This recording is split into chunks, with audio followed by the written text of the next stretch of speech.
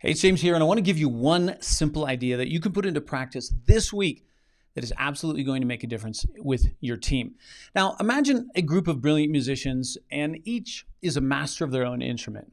But when they come together, their symphony is like this cacophony of disarray. I mean, the melody's lost, the rhythm's out of sync, and people want their money back. Well, this, my friends, is the impact of neglecting team building as a leader. You see, a lot of leaders think that if I just hire like the right individuals, the best team I can find, then that's just naturally going to create a high-performing team. It's sort of like collecting the most precious gems from around the world, expecting them to naturally create a stunning piece of jewelry. But it doesn't work like that. Here's the kicker. A team without synergy is like a puzzle with all the pieces, but they just don't fit together, leaving you with a team that has poor communication, has inefficiencies, and just a climate of misunderstanding. But let's flip the script on this.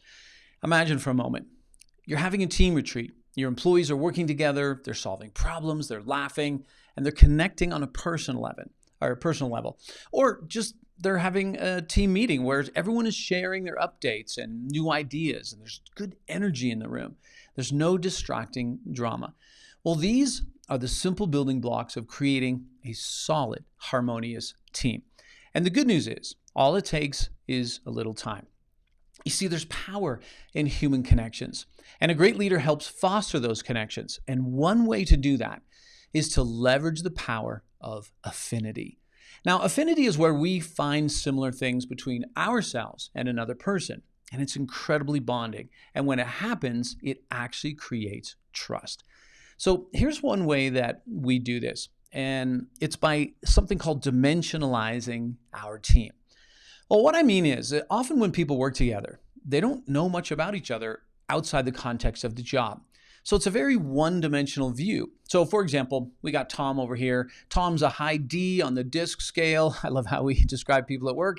He's always on time for meetings, and even though he can be a bit uptight at times, he is very reliable. And it sounds something like that, right? But when team members learn that on the weekend, Tom volunteers as a big brother, and the reason he does that is because he lost his dad when he was a teen, and he made all kinds of crazy mistakes that got him into trouble. And now he wants to help other teens who, for whatever reason, they don't have a dad either. Well, suddenly, the picture we have of Tom changes. He's not just a high D on the DISC scale anymore. We've added more color, more dimension, and most importantly, we've added more connection points. Now, connection points are a little bit like those things on a block of Lego, that stick up where you can attach another block. And if there isn't any free connectors, then you can't attach another piece of Lego. So you have to create more of them. And as a leader, you can, and this is what you do, because in Tom's case, there's a good chance that someone in the room will resonate with his story. Maybe they like to volunteer also. Maybe they know someone who grew up without a dad. Maybe they grew up without a dad. And suddenly, those people find an affinity with Tom that they didn't have before. And that leads to a greater bonding. That leads to greater trust. Or take Sarah, she's quiet in all the meetings, but then we find out that she loves couponing.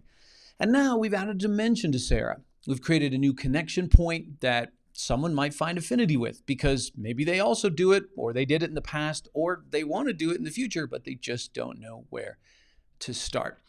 So that's the power of affinity.